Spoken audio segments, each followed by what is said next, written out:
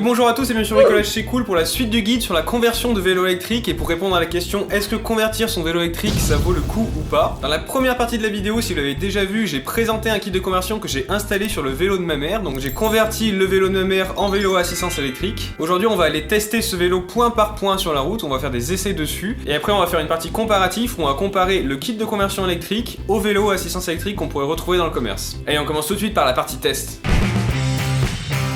Bon alors bon, pour être comme à l'habitude dans la transparence avec vous, il est vraiment super bien ce vélo électrique. À l'heure où je vous parle, ça fait plus d'1 mois que j'utilise et j'ai roulé environ 80 km avec. Je l'ai fait essayer à ma famille, à mes potes et à ma mère bien sûr aussi, hein, la principale intéressée, il faut le rappeler. Et sans exagérer, j'en suis vraiment super ravi. Et moi qui avais jamais eu de vélo en 250 watts comme ça, j'avais peur qu'en fait que ça manque de pêche et de couple, mais pas du tout. Donc ce que je vais faire tout de suite, c'est que je vais reprendre avec vous tous les points sur le vélo électrique et on va essayer ensemble de répondre à la question est-ce que ça vaut le coup de convertir son vélo électrique soi-même. Alors on commence tout de suite avec le fonctionnement du vélo. Alors le kit est vraiment super facile à utiliser, la preuve même ma mère y arrive donc c'est bien que c'est à la portée de tous hein. Putain, je vais me faire déchirer moi. On commence par allumer le bouton on-off qui est situé sur la batterie, donc c'est le bouton d'alimentation générale. À partir de là on peut allumer l'écran LCD avec le bouton power. Une fois l'écran LCD allumé, on peut régler son mode d'assistance entre 0 et 5 avec les flèches haut et bas. Donc à 0 on n'a pas d'assistance, à 1 on a le minimum et à 5 on a le maximum. Donc dans tous les cas l'assistance elle s'activera que lorsque l'on pédale et elle se coupera toujours à 25 km/h. En plus de ça, on va avoir pas mal d'informations sur l'écran, donc on a en permanence la vitesse à laquelle on roule, et on switch d'une information à une autre en appuyant sur le bouton Power. Donc on va avoir sa vitesse max, sa vitesse moyenne, le temps de trajet, la distance parcourue totale depuis la mise en service du kit, la distance du trip, donc ça c'est un peu comme quand on met le compteur à 0 sur une voiture, et la puissance instantanée qu'on envoie au moteur, et ça c'est super cool. Franchement, je pensais pas qu'on aurait cette information là sur un kit 250 watts. On a aussi accès à d'autres paramètres en appuyant sur les touches plus et moins en même temps, donc ça nous sert surtout à remettre le compteur trip à 0 parce que tout le reste en fait est déjà réglé, donc techniquement on a besoin de rien toucher. Une fois que l'écran LCD il est allumé, on n'a plus qu'à monter sur le vélo et à pédaler, donc c'est aussi simple que ça. Après 2 coups de pédale ou un tour complet de pédalier environ, le moteur s'active pour nous assister, donc ça c'est assez confortable parce que du coup il s'active pas pour rien. Ça aurait été nul par exemple qu'il s'active dès qu'on pose un pied sur la pédale ou par exemple quand on manœuvre dans des virages et qu'on veut un petit peu avancer, le moteur, bref. Et les contacteurs de frein coupent bien le moteur quand on freine, donc c'est parfait. Alors en fonctionnalité supplémentaire et toujours légale, on a une assistance 6 km/h, donc en fait c'est un petit mode qui permet d'actionner le moteur sans pédaler tant qu'on dépasse pas les 6 km/h. Donc c'est pratique quand par exemple on veut prendre de l'élan ou même si on veut déplacer le vélo et qu'il est un peu lourd pour nous ou que par exemple on a un vélo cargo ou un vélo avec une remorque, on peut marcher à côté du vélo et l'accompagner dans les manœuvres, c'est super pratique. Pour ça il suffit juste de maintenir enfoncé le bouton moins de l'écran LCD et dès qu'on relâche, ça arrête d'avancer. Par rapport à la poignée d'accélération maintenant, elle marche super bien, elle est vraiment très réactive, elle fait tourner le moteur à pleine puissance, à pleine balle, sans limite de vitesse. Et quand vous avez fini d'utiliser votre vélo, vous éteignez l'écran LCD et du coup vous coupez aussi le switch on-off de la batterie et ça s'arrête là. On n'a ni trop ni pas assez de fonctionnalités dans ce kit à mon sens, c'est juste nickel. On passe maintenant à la partie moteur. Ce moteur là il est vraiment super bien, j'avais peur que 250 watts ça soit pas assez. En fait grâce à l'écran LCD qui affiche la puissance, j'ai pu voir qu'en fait il peut fournir beaucoup plus que 250 watts. 250 watts c'est vraiment nominal. Pour la petite anecdote, j'ai réussi à lui faire sortir 680 watts maximum dans une montée en assistance 5.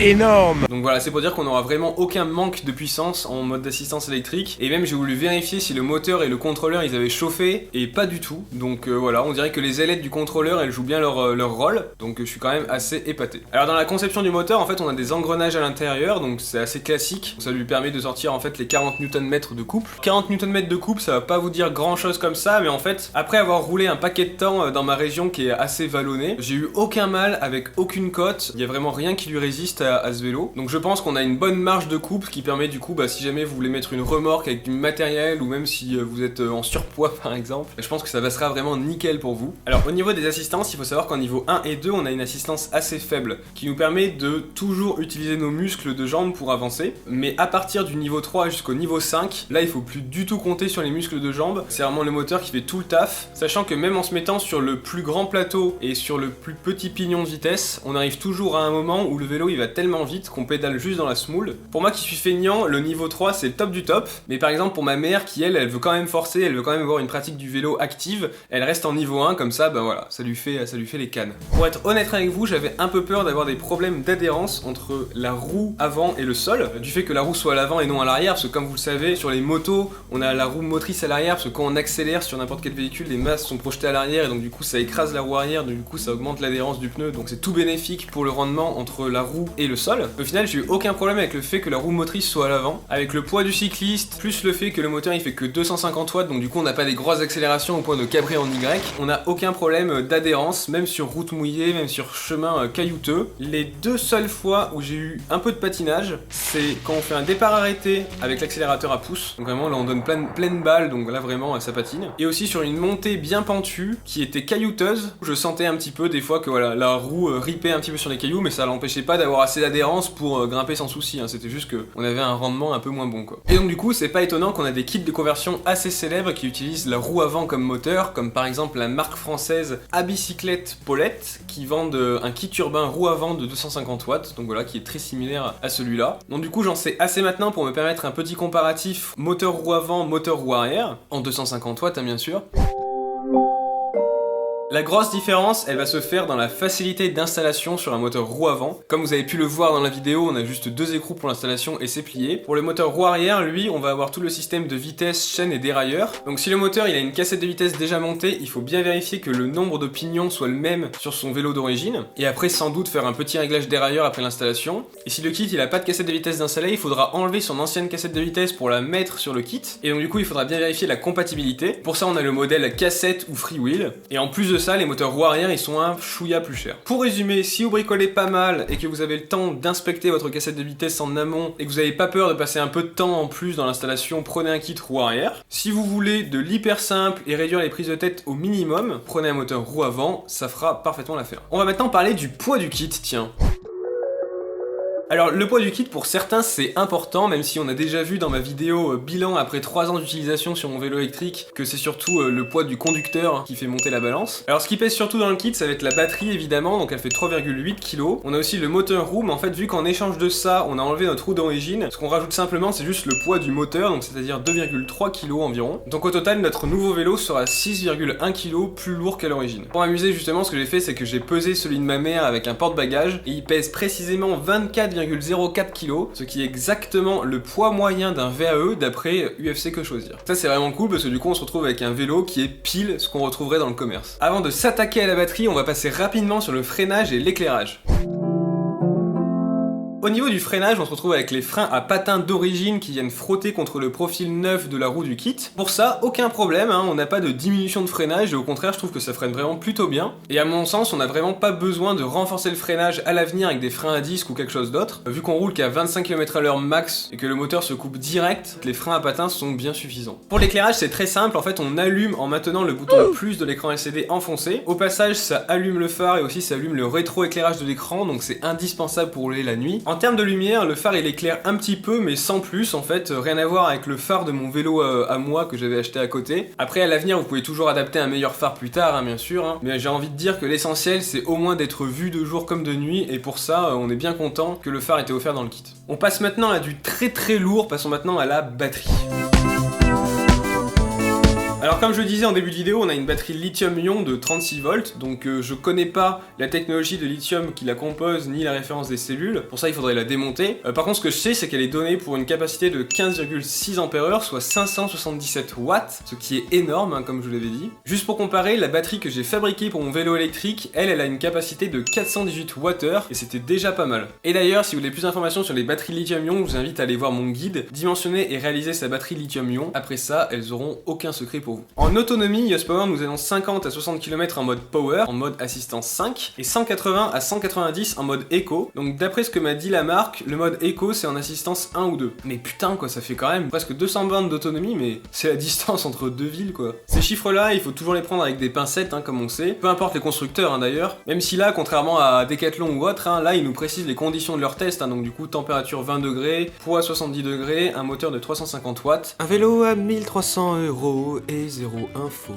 En fonction de la topographie du terrain bien sûr et de l'état de la route ou de comment on gère les vitesses et les plateaux, on va avoir des résultats très variables. Donc voilà, il faut faire gaffe avec ça. Et donc sans plus tarder, en fait ce que je vais faire pour en avoir le cœur net, c'est qu'on va partir ensemble faire un test d'autonomie sur la route. Mon vélo il est chargé à fond, je vais mettre le mode power, donc le mode 5, parce que merci bien mais me faire 180 bornes en une journée, sachant que l'hiver a bien commencé, merci mais non merci. Je vais prendre la route, je vais partir dans une direction, on va rouler jusqu'à ce que je sois à sec, jusqu'à ce que je tombe en panne, et du coup en parallèle j'utilise une application GPS sur mon smartphone, comme ça on va pouvoir comparer les chiffres, et on va voir si les chiffres annoncés par le fabricant sont à côté de la plaque ou non. Mais ouais, même me faire 50 bornes en plein hiver pour vous, quelle dévotion de youtubeur.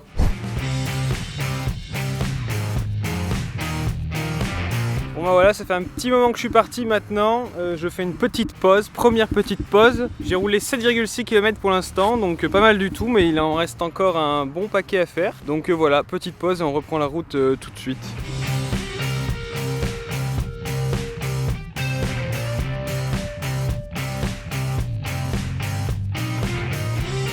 Je sors la caméra pour vous montrer 10 km 3 et on vient de perdre la première barre de l'afficheur de la batterie, donc pour l'instant ça sent bon.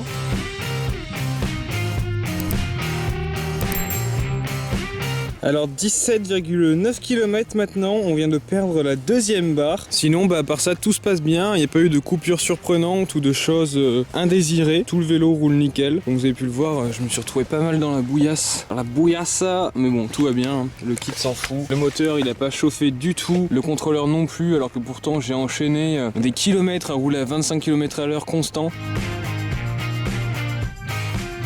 Alors au final par contre j'ai pas réussi à faire la totalité des kilomètres en une journée. La première journée j'ai fait 31,1 km affiché sur le compteur. Et en fait ce que j'ai fait c'est que je suis allé sur Google Maps parce qu'en fait mon GPS avait fait de la merde. Et en fait j'ai repris tout le tracé du chemin que j'avais fait sur Google Maps pour avoir eux leur estimation de la distance. Et donc du coup je me retrouvais avec 31,1 km sur le compteur du vélo et 29,8 km estimés par Google Maps. Donc on peut voir comme ça qu'en fait sur une donnée de 30 km on a qu'1 km d'écart entre deux valeurs, ça fait quand même une précision relative qui est vraiment très acceptable, hein, 1 pour 30. Donc voilà. Là on est le deuxième jour, c'est reparti pour faire le test d'autonomie. Profitons-en, vidons cette batterie une bonne fois pour toutes.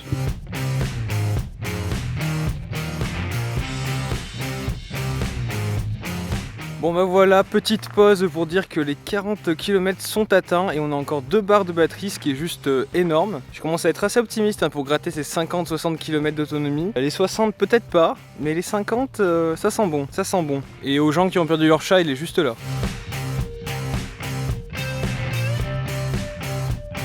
Regardez à combien on en est de kilomètres. On en est à 50 km, que vous vous rendez compte, c'est oufissime quoi. Ça veut dire que déjà d'une, Yost Power nous a pas mytho. Reste plus qu'à continuer et voir jusqu'où on peut aller quoi. Si on arrive à gratter ces 60 km, mais en tout cas je suis bien content. Allez c'est parti.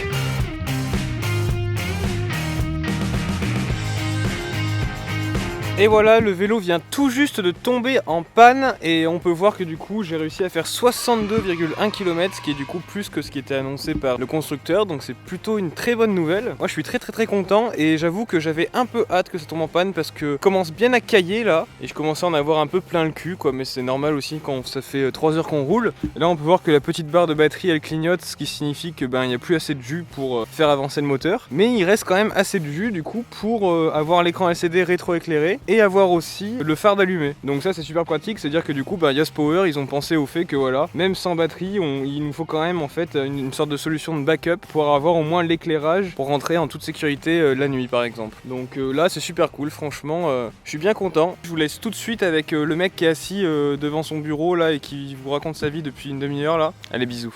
Pour faire un petit bilan de l'autonomie de la batterie, je la trouve vraiment énorme parce qu'en vrai, qui aurait besoin de plus ou qui serait en défaut d'avoir autant d'autonomie? Moi je trouve ça énorme comme autonomie. Si vous voulez faire de la balade juste le week-end, c'est limite trop comme autonomie. Le seul moment où une autonomie comme ça pourrait être pas assez, c'est pour des gens qui font des gros road trips en vélo. Là voilà, il vous faudrait peut-être une batterie encore plus grosse que ça. Mais pour des gens qui font pas ça, cette batterie là remplit totalement les besoins je trouve. Et voilà, maintenant qu'on est rentré de la balade et que la batterie est vide, et on va profiter pour la charger et du coup on va parler du chargement de la batterie.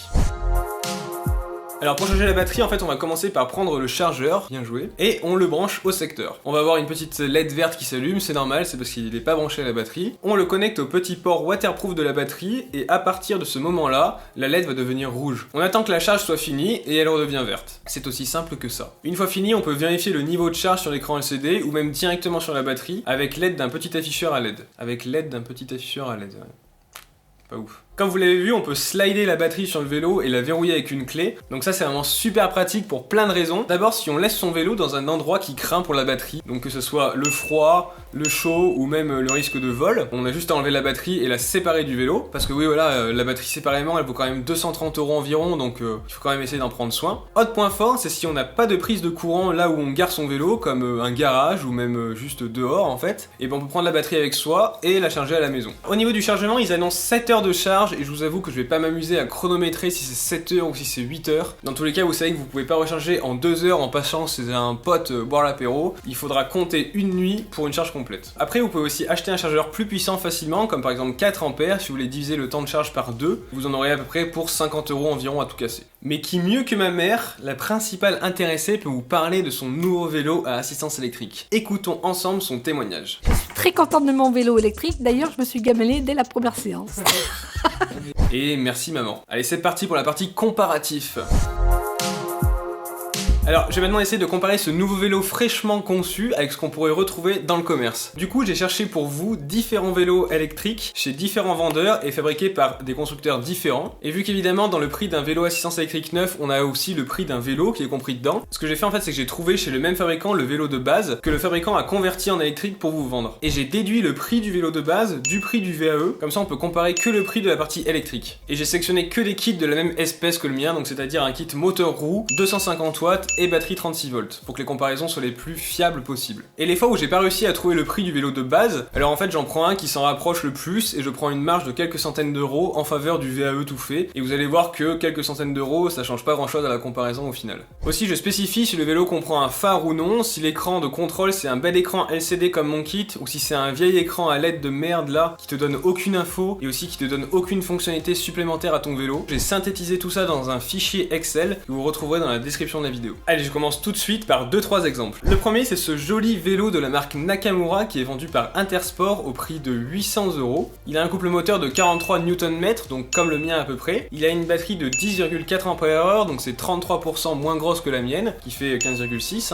Il a un phare mais un affichage LED, donc avec aucune option. Son vélo de base c'est le City 50 qui est vendu à 120 €. Si on fait la différence entre le VAE et son vélo de base, du coup la partie électrique se chiffre à 680 €. Mon kit était à 430 € pour rappel, donc pour 250 € de moins, vous aurez un kit qui donne une bien meilleure valeur ajoutée à votre vélo que la valeur ajoutée parce que vous vend Intersport. Dit autrement, si vous achetez le City 50 à 120 € et vous mettez un kit comme le mien à 430 €, vous aurez un vélo assistance électrique bien mieux pour 250 € de moins. Je crois que c'est clair. Allez, je vous donne un dernier exemple pour la route. Alors chez Decathlon, on a le Urban Biker Sydney qui est vendu à 1600 € MDR. Juste pour rappel comme ça, on peut acheter une voiture pour 1600 €. Donc là, on est dans du vélo haut de gamme, avec un cadre sur mesure pour l'insertion de la batterie. Donc c'est plus un kit rapporté sur un vélo classique. Donc j'ai pas réussi à trouver le vélo de base, parce qu'il n'existe pas en fait. Ils ont vraiment créé un vélo sur mesure électrique. Mais on peut imaginer qu'un vélo comme ça, avec fourche à l'avant mais pas à l'arrière, frein à disque, des vitesses mais pas de plateau, à 600 €, on peut en trouver un tranquillement. Le VAE, il a un couple de 40 Nm, donc c'est exactement comme le mien. Malgré le caractère haut de gamme du vélo, en fait on a une batterie qui fait seulement 14 Ah, donc comme je vous disais en fait, 15,6 Ah, c'est beaucoup. Il a tout ce qui va bien, il a le phare, l'écran LCD, on peut imaginer qu'il a toutes les fonctions. Et au final, si on enlève le prix supposé du vélo, ça nous fait un prix équivalent électrique à 1000 €, alors que nous, pour 430 €, on aurait un vélo, même meilleur, si on installait ça sur un vélo à 600 €. Et donc 430 € au lieu de 1000 €, c'est quand même plus de 2 fois moins cher, donc c'est quand même pas négligeable. Du coup, j'ai fait ça avec quelques vélos sur plusieurs sites, mais en fait j'ai vite arrêté parce qu'en fait c'était tout le temps la même histoire. Et voilà pour la partie comparatif, on passe maintenant à la partie conclusion sur la conversion.